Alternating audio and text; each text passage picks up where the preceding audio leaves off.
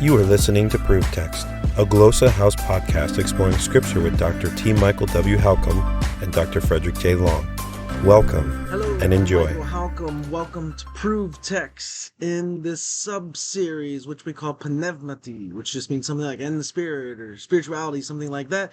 I'm going to offer a spoken word, an original spoken word piece based on Psalm 10. It's called Hidden. God, it seems like you're hidden, like a pair of car keys, like the sun behind the clouds, like a smile behind gritted teeth. Why in times of adversity do you seem so standoffish? Why do you appear to hide? Where do you hide? Do you see the wicked and powerful taking advantage of the poor? They set their nets and construct their pyramid schemes. They build their empires on impoverished backs. They climb and scale and rise and stand on the shoulders of everyone they so easily forget. Is it too much to ask, oh God, that you let them get caught in their own schemes, to let them be captives to their own captivity? The wicked one tries to hide his scandal, hides his boasting under various covers and behind various masks, and sprints after the desires of his wayward soul, crooked and propelled by greed, never realizing that in hot pursuit he curses the Lord, renounces the Lord, and hides himself from him. He thinks he can hide his thoughts, his motivations stay hidden, tries to hide his face, turns it in pride, doesn't seek him. Every thought like an obsession, like a memory that won't quit or a scar that won't move, reminds him of his life's song, "There is no God." And there is a direct correlation in his warped mind that his prosperity is a result of neglecting the divine, and he is beyond God's reach, God's judgments. He is beyond God's sight. So he burns people and bridges and puffs his chest out toward everyone with a snort and a snarl, especially toward his enemies. And it's fixed in a state of brokenness, his heart. It won't budge. Like a stone or pillar or heavy lid, his heart won't be turned. Hidden in it, he tells himself, "I won't be moved." And other lies like, "Adversity shall pass by me." It has so far, this generation, and it shall next. So he strides with arrogance and he struts, he curses those before him, he spews forth deceit and inflicts oppression.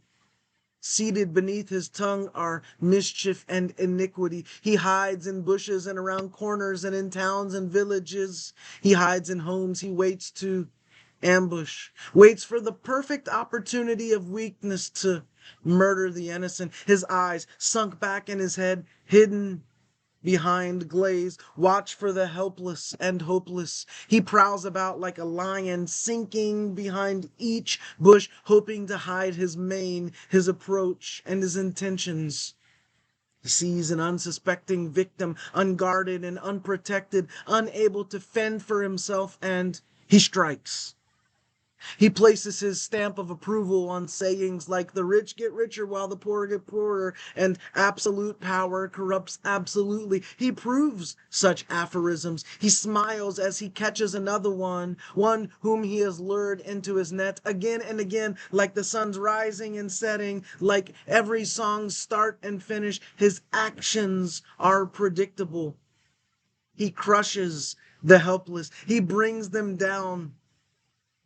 He sinks them They fall by his might and in the shadow of it, but it convicts his conscience not. He has the audacity to think that he has, as per usual, outwitted God without as much as a second thought. He convinces himself God forgets. He is fueled by the belief that God is hidden. God has hidden himself, his face, and he will never be seen. So why worry?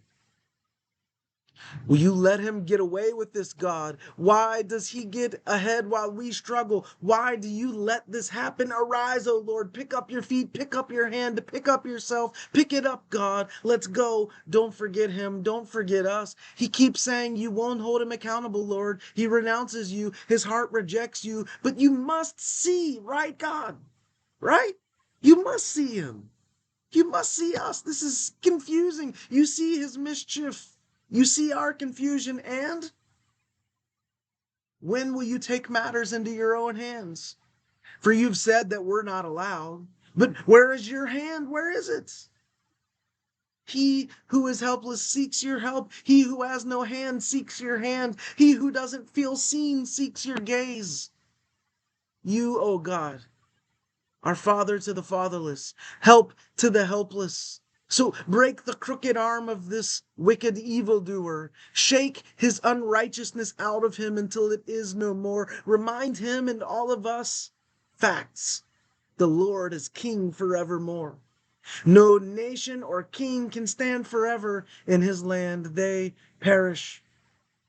And in your kingdom, the desires of the hurt are heard. You put strength in their hearts and you incline your ear to them. You position them to turn the tables on injustice and do justice, to do right by orphans and those on the margins of society. And the hurt rule with you in your kingdom in such a way that oppressors and evildoers strike terror no more. With you, O God, before us, fear is hidden. Interested in growing your ancient language skills but not sure where to start? Glossa House can help.